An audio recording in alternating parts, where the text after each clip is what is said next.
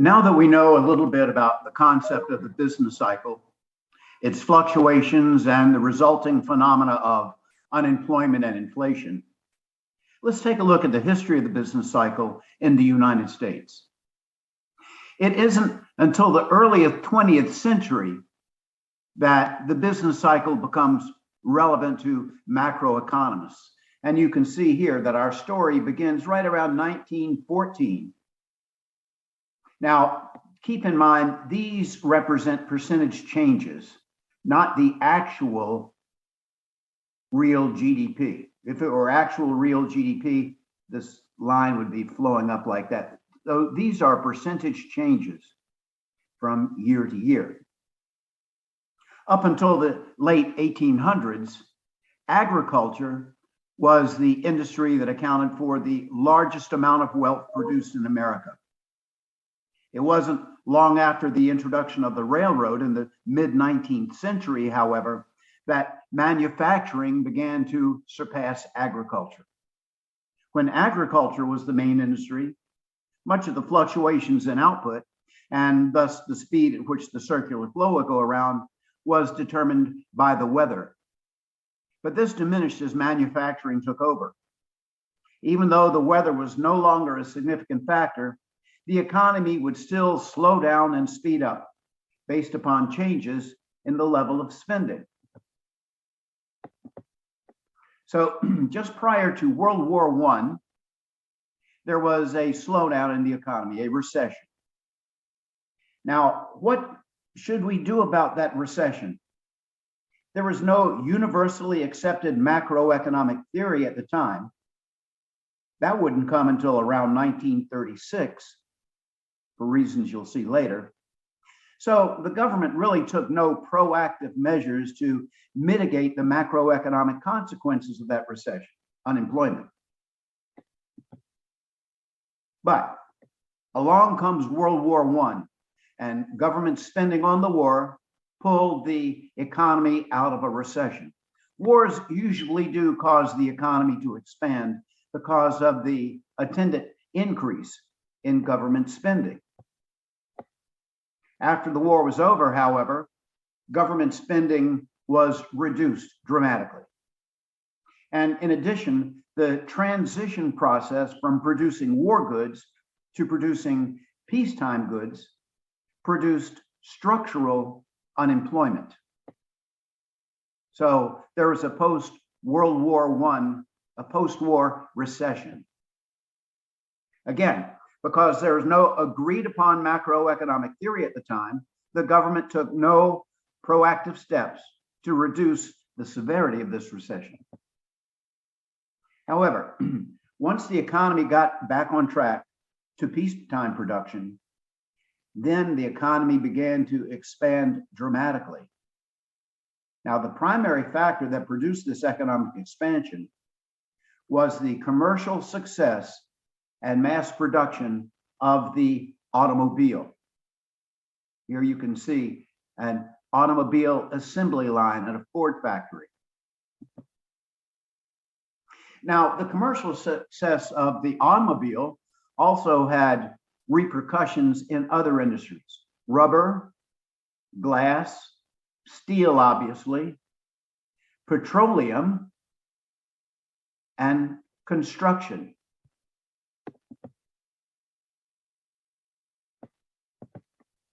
Let's take a look back here and look at these industries. Rubber, glass, obviously. Steel, this is obvious. Petroleum. Now, of course, gasoline is refined from petroleum, and gasoline is needed to power the automobiles. And the more automobiles there were, the greater the demand for gasoline, the greater the demand for gasoline, the greater the demand for petroleum. And so petroleum companies started springing up all over the place. This actually happened earlier, in this around 1900, petroleum companies were beginning to emerge. But what about this construction? How did the automobile affect construction? The automobile affected the construction industry because the automobile produced the phenomena of the suburbs. you can imagine how undesirable it was to live in the cities with the horses, you know,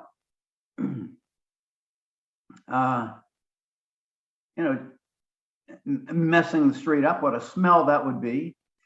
What there was, indoor plumbing wasn't very well advanced.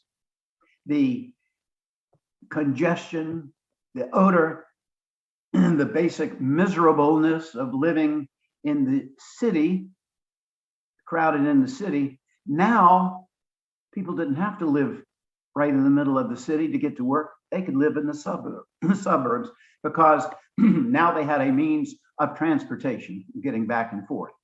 So what do you need to live in the suburbs? You need, of course, a house. So the construction industry consists not only of roads and bridges and highways and infrastructure, but also houses in the suburbs. So the economy was booming. The automobile industry and all of these industries were booming. They were demanding workers. Workers were receiving income. When households received their income, they spent it. This was going on during the 1920s. Now, there was such a dramatic economic expansion during the 1920s that that decade has been dubbed the Roaring Twenties. And as you might imagine, here's a picture of the New York Stock Exchange at the time. Stocks were going up, up, up in price as people had more money to invest. Profits were rising, and therefore dividends were rising. Now, as a result of that asset rising, a speculative bubble began to emerge in the stock market. Now, what the heck is a speculative bubble? Let's talk about speculative bubbles for just a second.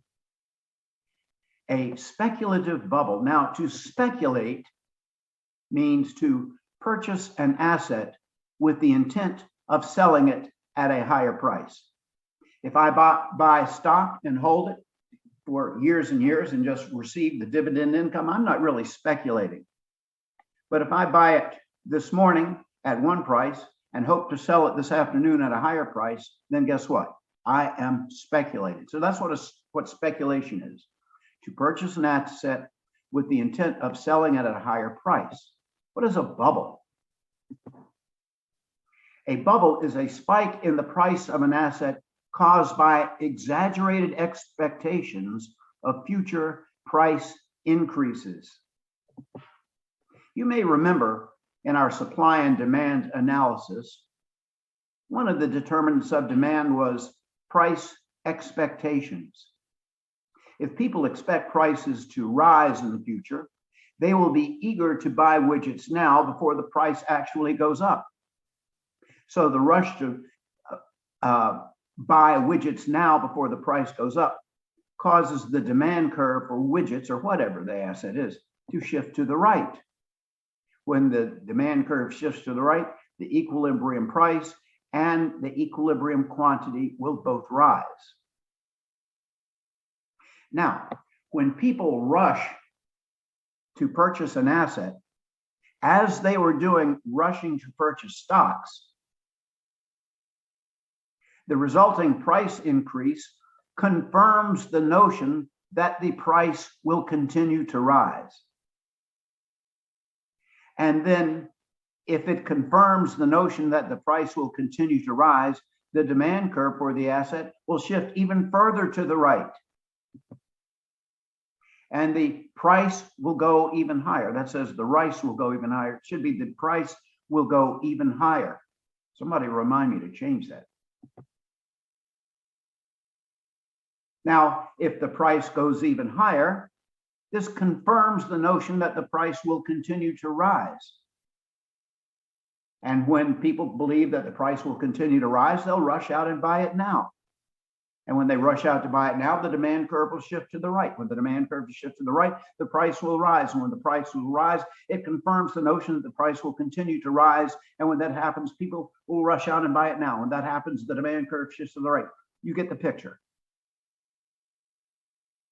All of that demand curve shifting to the right based upon the notion that the price will continue to rise, which is confirmed by the actual price rises as a result of the rightward shifting the demand curve, produces this bubble. Now, why is it called a bubble? You'll see in just a second. But at some point, the price begins to exceed the intrinsic value of an asset and any reasonable future value. It goes so far up that you can't believe it. It can't possibly live up to those expectations. However, that doesn't stop the buying from happening. The buying continues for two reasons. One is the fear of missing out. The acronym is FOMO, the fear of missing out. Look at what's happening.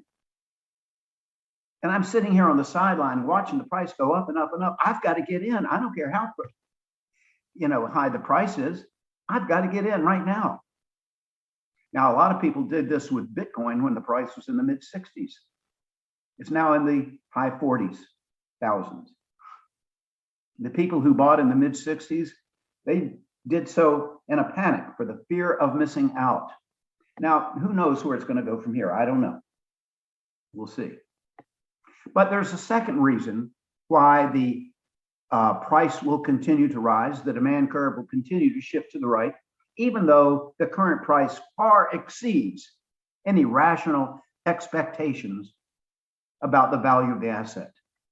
And that is because of a phenomenon known as the greater fool theory. What is the greater fool theory? The greater fool theory is purchasing an asset at a price that may seem foolish because it's so high, but you do it anyway because you believe that somewhere out there, there's an even greater fool that will buy it from you at a higher price. Look, this guy says, I hope that another fool will buy it much higher. So if you can find one, you're not foolish, you're smart. What appears to other people to be foolish resulted in a profit to you. Congratulations. I mean, you might not have been so smart, you might have just been lucky, but it doesn't matter. But eventually, society runs out of fools and leaves the ultimate fool holding the bag. The ultimate fool, he's the last in line, ultimate, last in line. Penultimate means next to the last. Now, it's okay to be the penultimate fool because you can sell that asset at an even higher price to the ultimate fool. But here's the ultimate fool. And so he buys it at this high price and he realizes, I'm the old maid. I'm the ultimate fool. So when speculators realize that the asset price is maxed out, there are no more fools out there. All of them have been used up. They start heading for the exits, knowing that the asset is overpriced and there's not going to be any fools out there that will buy it at a higher price. So they're going to get the heck out while the getting is good, while the price is still relatively high. Look at this guy's panicking to sell. He realizes that the greatest fool has purchased the asset. Get me out of here while the price is still high.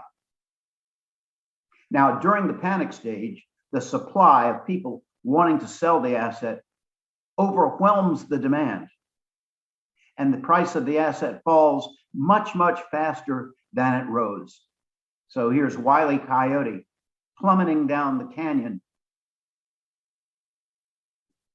That's the direction of your stock portfolio when the bubble bursts. Now, here's the reason it's called a bubble. Like a soap bubble, one moment the value is there, and the next moment it is not. That's how fast the value of the asset plummets. That's why it's called a bubble, because it disappears just like that, the value. You don't even have time to call your broker. The price falls so fast. Now, the most famous speculative bubble in history, believe it or not, occurred in Holland in the early to mid 1600s. Speculators drove the price of a specific type of tulip to extremes. A tulip bulb, not an actual flowering tulip, but a tulip bulb and a specific type, not just the kind you buy at the Home Depot garden center. Now, at the height of this market for tulip bulbs, the rarest tulip bulb traded for as much as 6 times the average person's annual salary. Now, let me ask you a question. Would you pay 6 years of income for a tulip bulb? Heck no, that seems dumb. Would you pay 5 times the your annual income for a tulip bulb? Well, that seems dumb too, but the people who did it made out because the price of the tulip bulbs rose from there. So they were the penultimate fools, not the ultimate fools. So they made a profit. Now, here's a painting by Jan Bruegel Jr. He painted this around 1640, and it depicts speculators as brainless monkeys in contemporary class dress. These are the people speculating in tulips, and there's the tulips right there. He, in a commentary on the economic folly, one monkey urinates, here's him right there, urinates on the previously valuable plants. Another appears in debtor's court. I believe that's going on back here someplace, or maybe here. And one is carried out to his grave. Now your assignment is to find that one. Anyway, it was such a phenomenon that painters even made fun of what was going on, but some people became fabulously wealthy. Others that bought the tulip bulbs at the height of their value, of course, lost everything they had ever, they'd lost their life savings. Now, if you want to find out more, just look up tulip mania in Wikipedia or Google it. Pretty interesting. So that's what was happening in stocks. The stock market was going up, up, up, up, up because the economy was expanding so much. The profits of stocks were going up, dividends were going up, and investors, of course, was bidding the price up. Now, as they bid the price up, people expected the price to continue to rise, and so they ran out and bought those stocks now before the price actually rose. But the act of running out and buying those stocks now before the price rose drove the price up. And as the price rose, this confirmed the notion that the price would continue to rise and blah, blah, blah, up until October of 1929, when the ultimate fool bought these stocks. He looks around for an even greater fool to sell the stocks to. Guess what? No can do. Stock market collapses. October of 1929, the Great Crash. There's a book called The Great Crash by John Kenneth Galbraith. Pretty interesting. So the stock market crash wiped out savings, reduced consumption spending, and created a severe recession that was exacerbated by counterproductive measures of Congress. Now, once again, when people's savings get wiped out, when they get poorer, they're going to start acting poorer and they are going to spend less. They had less to spend. And the reduction in spending is going to cause a severe recession. But keep in mind that there was no really agreed upon macroeconomic theory at the time. And so Congress really didn't know what to do to alleviate the recession. So the measures that they took actually made it worse off. One of which was to put a tariff on foreign goods. That's known as the Smoot-Hawley tariff. Those were two senators who thought that this would be a good idea, but it turned out to be counterproductive. The purpose was to save domestic employment, of course, by implementing that barrier to trade. But what it did, it made goods and services more expensive for Americans. So the economy, gets to a point where there's about 25% unemployment rate. Can you imagine an economy with a 25% unemployment rate? So around 1936, which is right about here,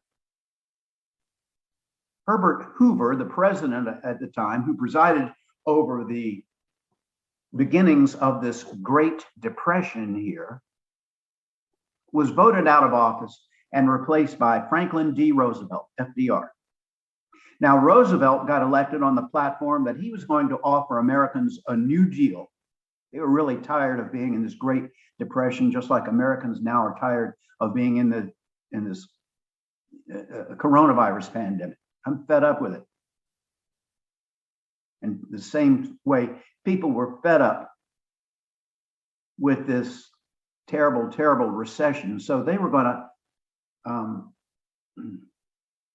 elect the guy who was going to give them a New Deal. Now, this isn't the Green New Deal. This is just the New Deal, the plain New Deal. So along comes Roosevelt. And the New Deal was to get government to start spending and start buying goods and services, and to hire workers themselves to do all kinds of things.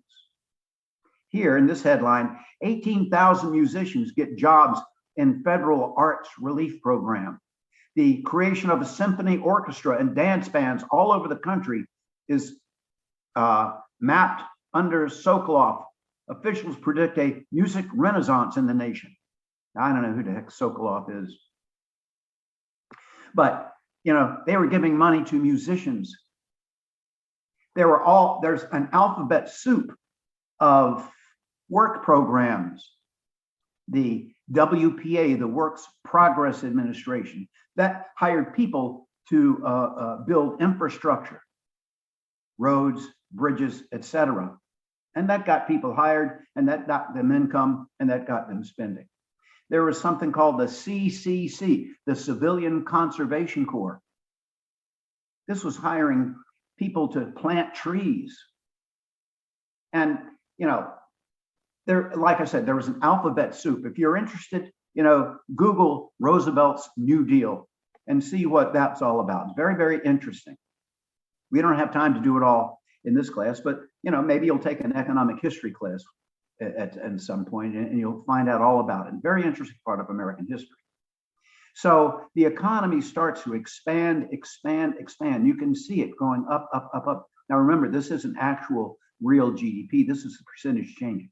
So the percentage changes, the economy was improving, improving, improving, but right around 1938, that thing starts falling off the shelf again. What's going on there? Did the New Deal pull the economy out of the Great Depression? The answer is no. It failed because it did not stimulate sustained investment spending by businesses. Now, if you picture the circular flow in your mind's eye, go back. If you picture the circular flow in your mind's eye, you'll recall the flow from the money market back up into the system is called investment. This is taking savings out of the money market and re-injecting it into the American economic system by firms borrowing that money to expand their businesses. Now, the problem was that businesses did not trust Franklin D. Roosevelt. It was only at 1917 in which the government got into the Russian economy and did not get out. That was the Russian Revolution, where the Bolsheviks took over and the country turns communist. Now, this is 20 years later. And here's the government getting into the American economy to a very large extent. Is Roosevelt a communist? Well, we look back now and we titter at their naivete. Obviously, he wasn't. But, and 1937, 1938, who was to know? You couldn't know for sure. Was the economy going communist and socialist? If that's the case, then all of the firm's profits would be taken by the government. And the whole the company would be owned by the government. Now, this doesn't bode well for confidence in the economy, nor is it going to stimulate investment spending. And that's what happened. Investment spending was depressed because firms did not trust Roosevelt. And as a result of that lack of business investment, money did not get out of the money market and get reinjected back into the system. And as a result, the economy goes back down into another deep recession. Now, there's no actual definition for a depression. A recession is 2 consecutive quarters of declining real GDP. That's the formal definition. The concept of a recession, however, is defined by the BLS, the Bureau of Labor Statistics, the ones who keep track of inflation, and they can declare whether the economy has been in a recession or not, irrespective of how long, whether it was 2 consecutive quarters or not. So generally, we go by what the BLS says, rather than the formal definition of 2 consecutive quarters of declining real GDP. But as far as depression goes, there's no formal definition of depression. A depression is just a really severe recession. How severe? Well, if your neighbor is unemployed, we're in a recession. If you're unemployed, it's a depression. So you can see that the Great Depression really consisted of 2 severe recessions, one following right on the back of the other. 2 severe recessions. That was the decade of the 1930s. So the 1930s, known as the decade of the Great Depression. Finally, look what happens. Something does pull the economy out of the Great Depression, and this, of course, is World War II. World War II. We see that the Japanese attacked Pearl Harbor in 1941. The Germans invade Poland in 1939. So the United States goes to war, and it's going to need a lot of arms, a lot of equipment. The government's going to have to do that. The government provides national defense because, as you know, it's a public good. National defense is. So the government has to provide it. So the government starts spending like crazy on all of these wartime programs and assets. And so the economy expands. After World War II is over, the government stops spending so much, and so the economy goes down. And also, of course, there's this transition from wartime rather to peacetime. For example, you cannot find a 1945 Chevy. Why? They don't exist. Why? In 1945, the government was still making tanks and airplanes with all that equipment. That's what they were using the automobile factories for, to make all of those things, Jeeps, as well as tanks and stuff like that. So after World War II is over, the economy dips into a post-war recession, but you can see it pops out of there. Why? Because right after World War II, following closely on the heels of World War II, was the Korean War. This is where China turns communist in 1949 and tries to expand its influence into Korea. And so the United States goes to war to prevent this expansion of communism into Korea. The result is a tie, of course. So, the United States and China divides it up, North Korea and South Korea. North Korea goes communist, just like the Chinese. South Korea, of course, becomes capitalist, like America. And now if you look at the standard of living between the two, you can see the difference between a capitalist and a communist nation, what they do, what they're capable of. But anyway, so the Korean War stimulates the economy, and there it is. The economy is starting to rise again as a result of government spending on the Korean War. Now, after the Korean War is over, the level of economic activity falls off, and kind of putzes around there for the remainder of the 1950s. And at the end of the 1950s, there's a transition from Eisenhower to Kennedy. Now, interestingly enough, Kennedy here introduces a new era in the history of economic thought. And here's what it was.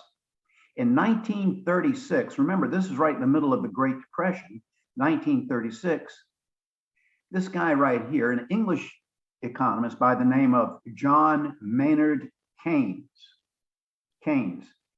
K-E-Y-N-E-S, looks like it should be pronounced Keynes, but it's actually pronounced Keynes.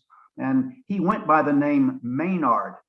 In America, we pronounce it Maynard, but over there in England, they pronounce it Maynard, and he went by the name Maynard. I think if my name was John Maynard Keynes, I'd go by the name John.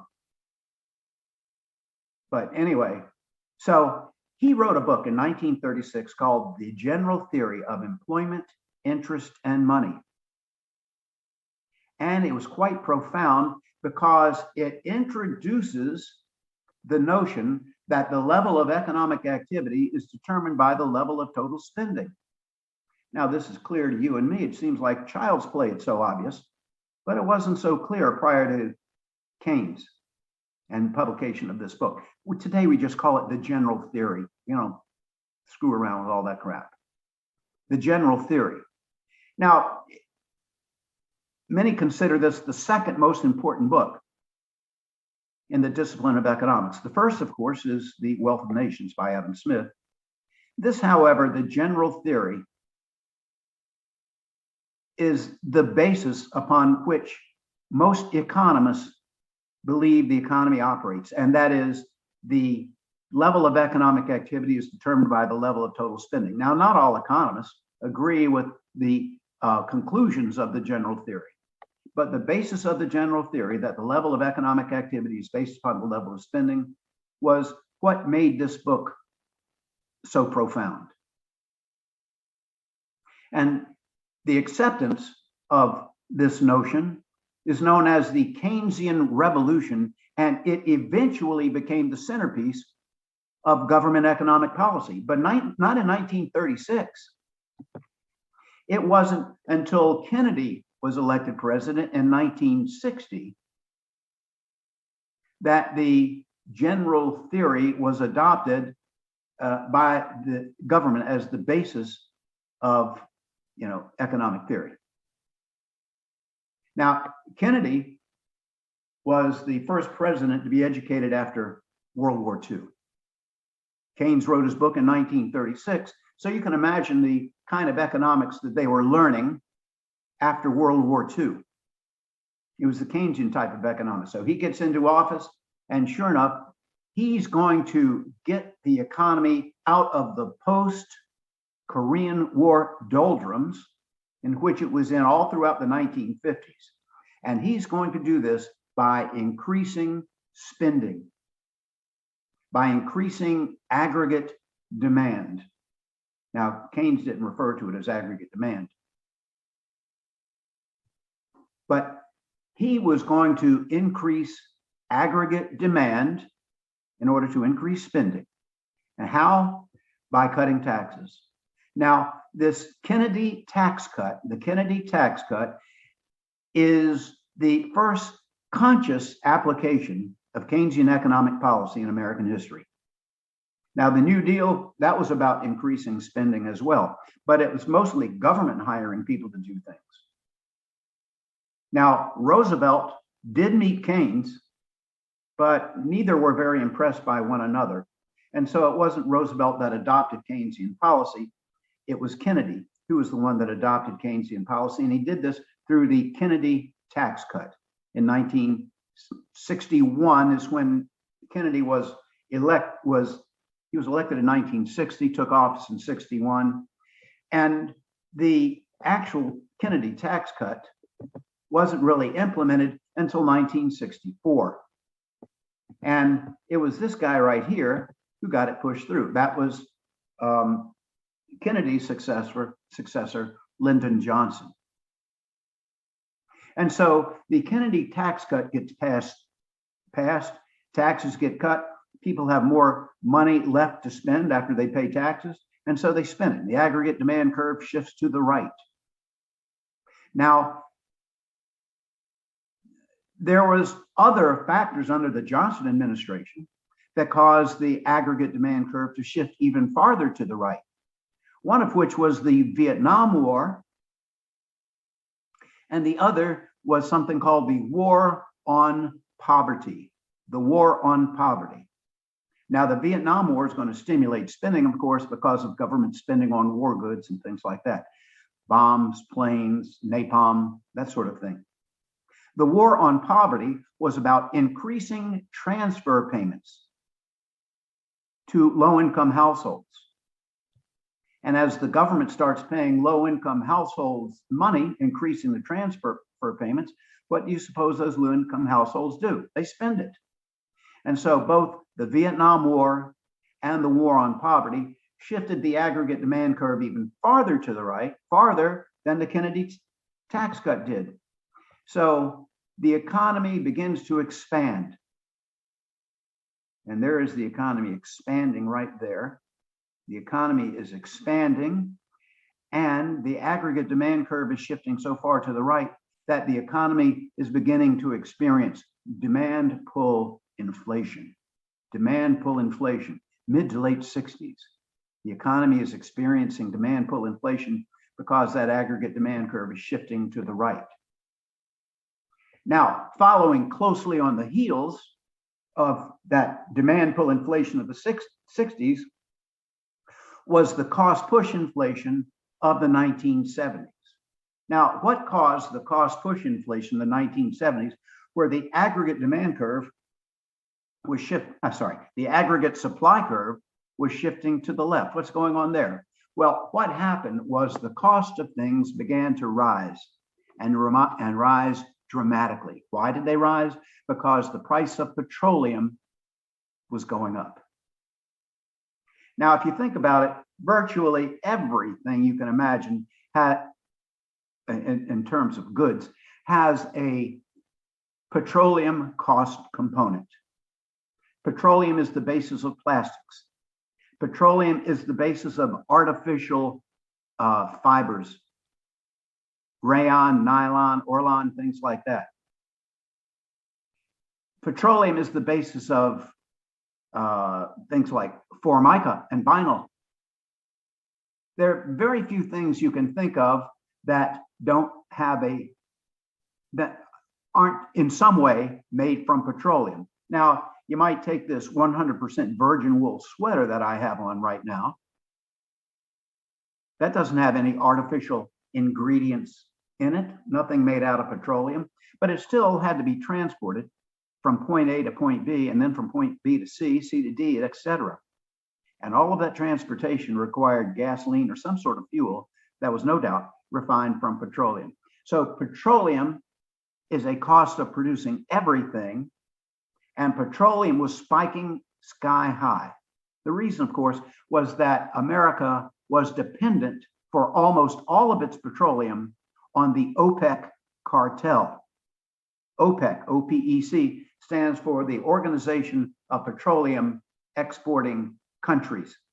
The Organization of Petroleum Exporting Countries, that consists of countries in the Middle East, Africa, and Latin America. Now, there are 12 or 13 members of the OPEC cartel.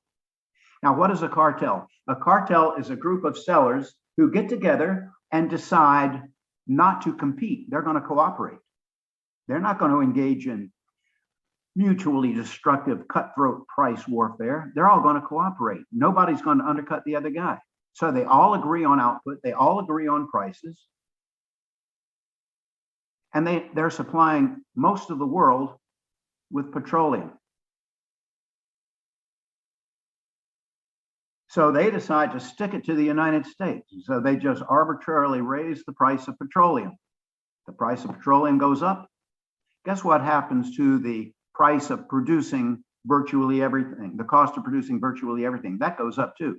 Profitability goes down, aggregate supply curve shifts to the left, output goes down, unemployment goes up. Look, the unemployment rate reached 8.2% in 1975.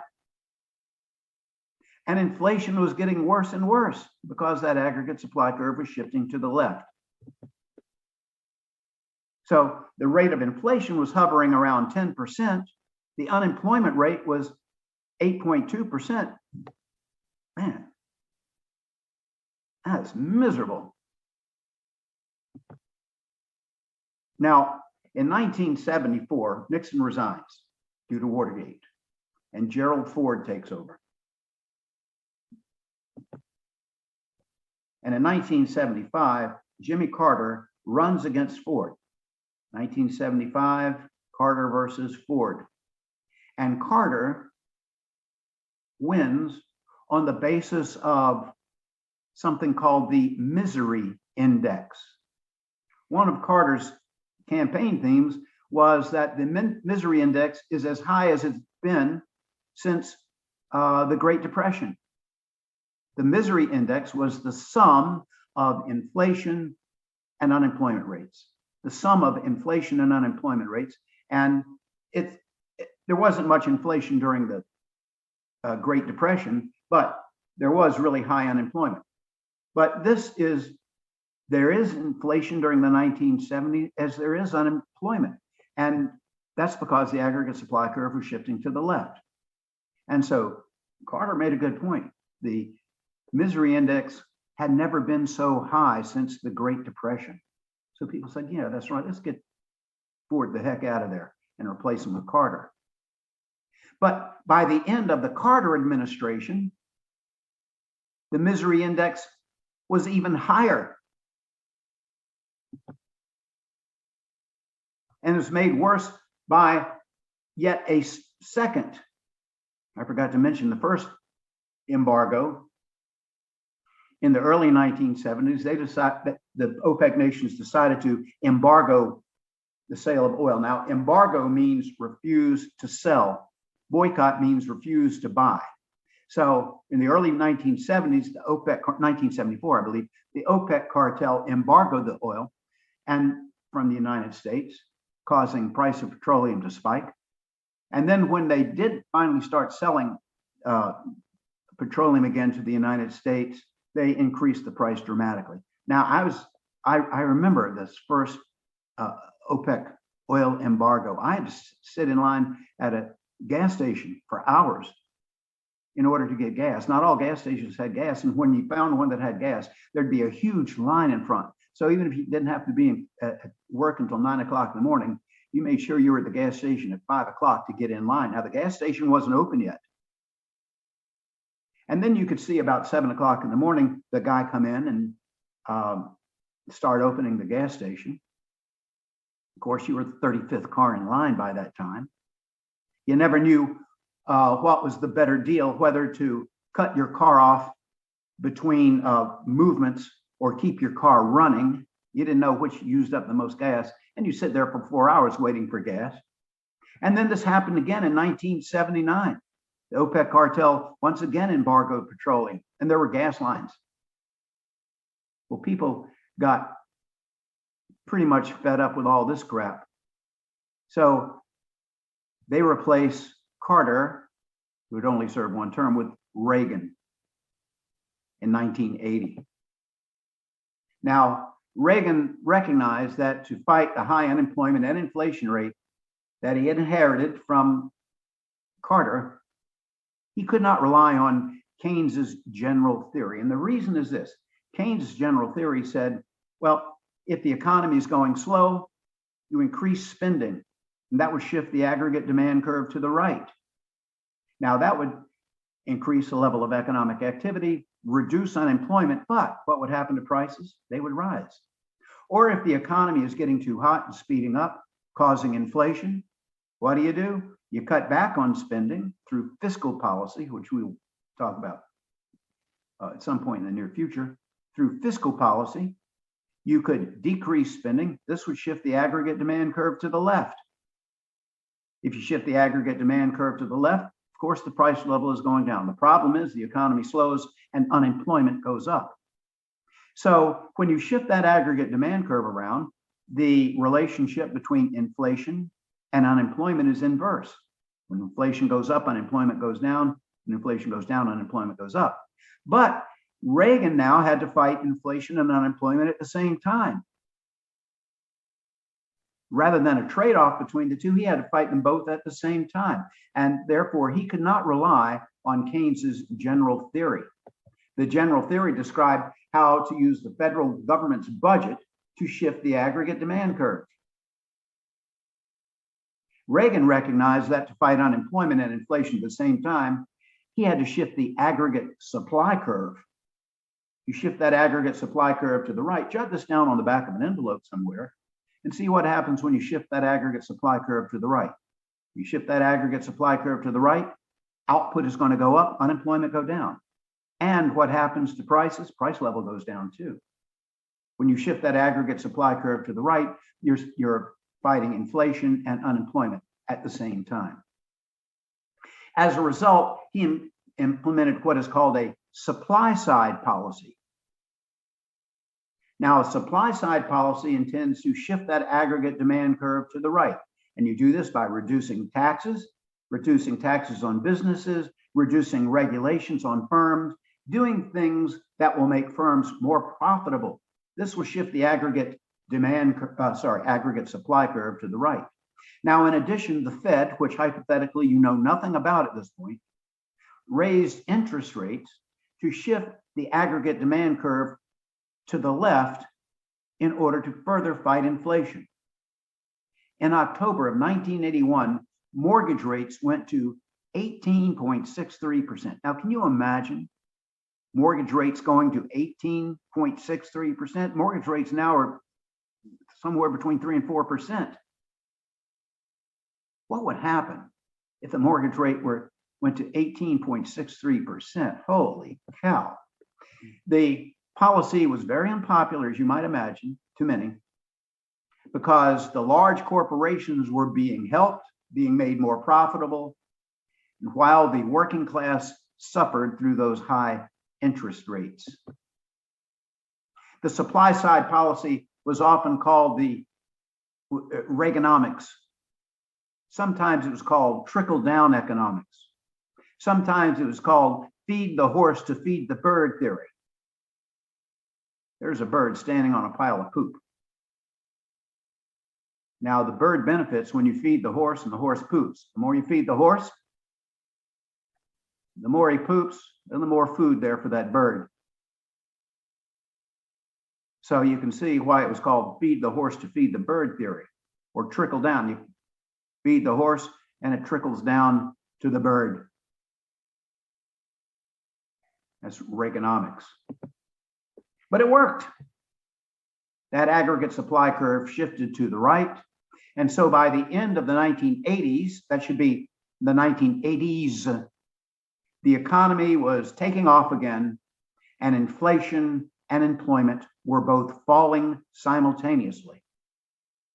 Now, up until this moment,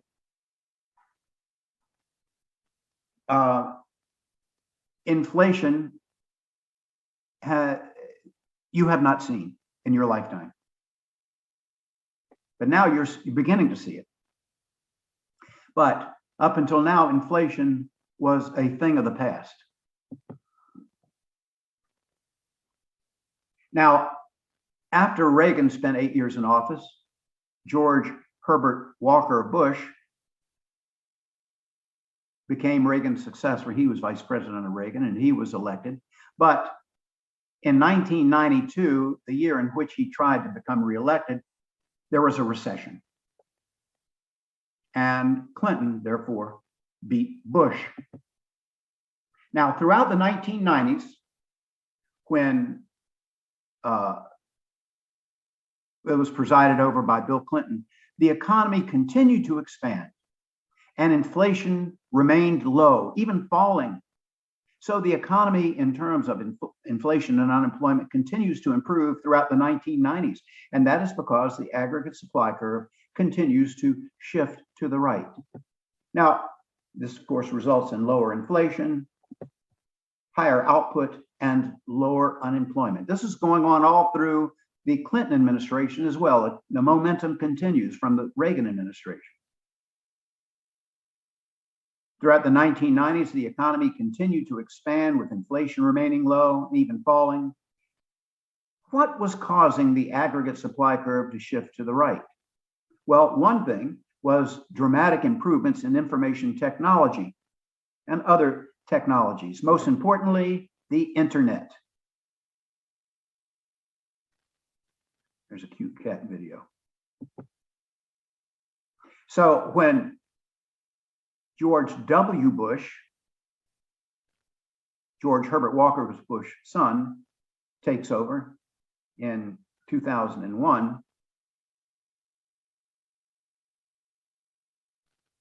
what happens there? Here's the Clinton years. We can see that GDP, that positive gap there where actual GDP was exceeding potential GDP. Tech stocks were going up, up, up, up, up during this period of time, as you might imagine, for the same reason it did it in the 1920s. This is Clinton now, Clinton years. Internet, other technological advances. Tech stocks, high-tech stocks were going up, up, up, up, up. Alan Greenspan, who was the chairman of the Fed. Now, you don't know what a chairman of the Fed is, but he was an important guy in the government. Alan Greenspan warned of irrational exuberance. He could see that a speculative bubble was building in tech stocks. So guess what happened? Boom, that tech bubble bursts. What happens when the tech bubble bursts? The bursting of the speculative bubble in dot-com stocks drove many firms out of business and wiped out the savings of many households.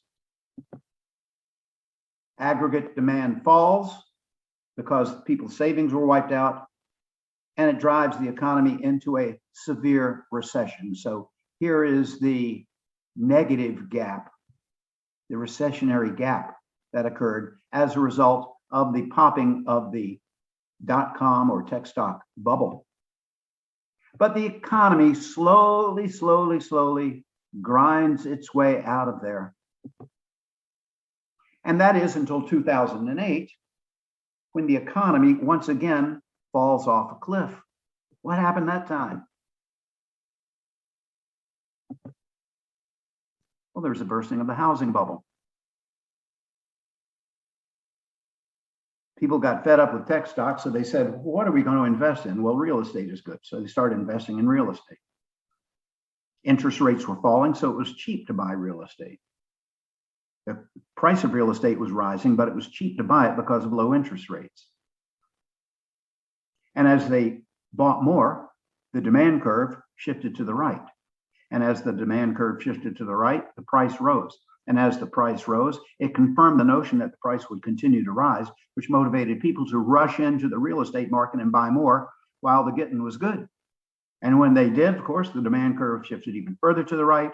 When that happened, the prices rose even further. When that happened, the notion that the prices would continue to rise was even more solidly confirmed in people's minds, which motivated them to rush out and buy. When that happened, the demand curve, blah, blah, blah. You see the bubble starting to form. But in 2008, that bubble burst. What happened there? Well, most people, most households hold their wealth in the form of equity in their house. Equity. And so when the price of housing goes down, their equity falls. The equity is the difference between the market price of the house, what they can sell it for now, and the amount that they owe. The difference is the net equity. And most people hold most of their wealth in the form of equity in their house. But when the price of houses started to fall, their wealth disappears. Now, the reason, of course, was that banks who were urged to lend money to people who weren't really good credit risks so that they could buy a house. And when they did that, there were a lot of people walking away from mortgages. A lot of people defaulted on their loans. The cash in the bank vaults dried up. And so credit dries up. And the housing market bursts.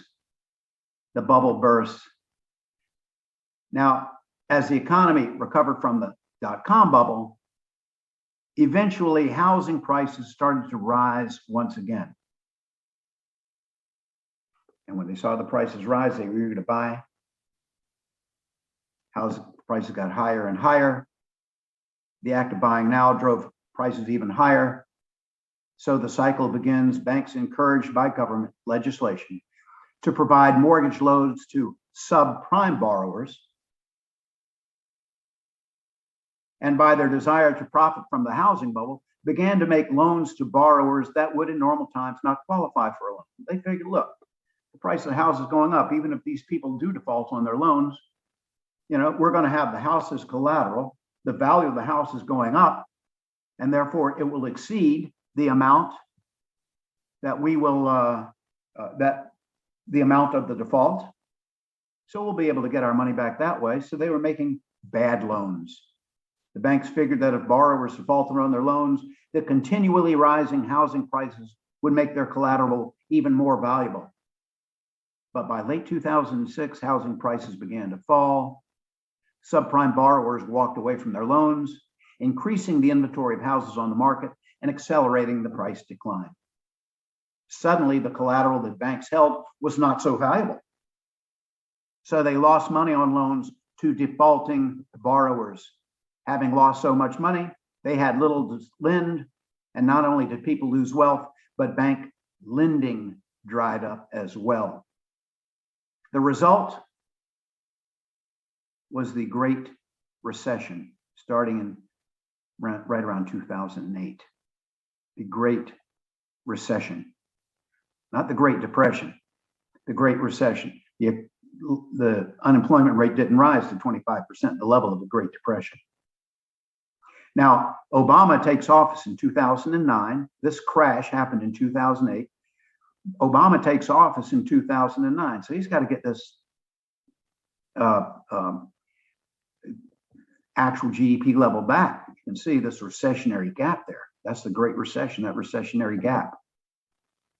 Now, once again, the economy slowly grinds back with the help with some important action by the Fed. And we'll talk about that in Module 10 on money and banking, what that important action was. But so now we get to 2016, 2017 here. That's when Trump actually took office. He was elected in November of 2016, took office in 2017. And what happens to the economy? The economy starts to expand more rapidly and even more rapidly. And by March of 2020, the economy just expanded out of sight. Let me go back one. Inflation was even lower, less than 2% often, many of those years. Unemployment was at historical lows. And for certain groups, women, people of color, the unemployment rate was the lowest in history. And then we get this recession, of course, due to the pandemic, the entire economy shutting down. Now, what happened in in the Trump administration? Trump, of course, was very pro-business and used those pretty much the same policies that Reagan used in his supply side policies, Reaganomics. And that, of course, caused the aggregate supply curve to shift to the right during the Trump years. The aggregate supply curve was shifting to the right, inflation going down, output going up, unemployment going down. And then, boom, March 2020, we hit the pandemic. Now, immediately, once the economy bottomed out due to the pandemic, the economy started growing. And at first it grew by, in the first, I believe the last quarter of 2020, it grew by an annualized rate of 33%. That's the highest rate ever. Of course, it started at a very low base. You know, if you start at 100 and go to 110, that's a 10% increase. If you start at 1 and go to 2, a 1 increment increase, that's a 100% increase. So it started at a very low base. So that's why we get such a high annualized growth rate. But at the end of 2020, the GDP was $20.94 trillion. Notice it's even higher than it was. And by the end of 2021, it will be about $23.19 trillion. But the economy is still growing, but it's facing some challenges. That inflation, supply chain issues, rising petroleum prices, shortages of workers, and the persistent pandemic. Inflation, because the government, of course, infused lots and lots and lots and lots of money into the economy to help support workers who couldn't go to work because the economy was shut down, but they're still going to need to buy goods and services, so the government would send them the stimulus checks. Of course, now you have more money chasing fewer goods, and that's going to produce inflation.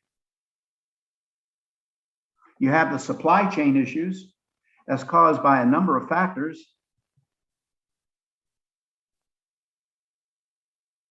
One of which was that lack of workers, like truck drivers, people working on the docks, they're not going to be able to transport goods and services and resources across the country. They're not going to be able to unload those ships that are coming from foreign countries, mostly China. You got rising petroleum prices. Now, at some point during the Trump administration, the United States became independent of foreign producers of petroleum independent. But when Biden shut down that Keystone XL pipeline, once again, we become dependent on OPEC. He asked OPEC to lower their prices, but they wouldn't do it. So now we're experiencing rising petroleum prices because, once again, we are at the mercy of the OPEC cartel. There's a shortage of workers, causing the level of output to go down. A lot of firms having to pay workers lots and lots and lots of money. Of course, the smaller ones can't afford to do that, so they're going out of business. And of course, we get this persistent pandemic. We don't know what to do about that. Do we continue to shut down the economy, provide masks, whatever, require masks? It's a big mess. So that's where we are now. But stocks are soaring. Stocks are reaching their all-time high in terms of the Dow Jones Industrial Average and the S&P index and the NASDAQ. They're all reaching all-time highs.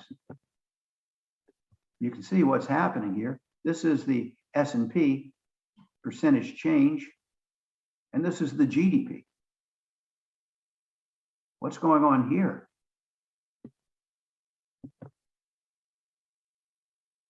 Well, I don't know.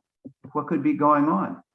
So this guy, this financial advisor, is telling these people, the stock market is a bubble that will burst any day. You better sell now while you can still get a good price for the stocks. This financial advisor is saying the stock market will continue to rise for most of 2022. You better start loading up now. Which one is it? Well, nobody knows for sure. If I knew, I'd quit this job right this minute, leave you people hanging right here in the middle of the semester, and start playing the stock market. But I don't know.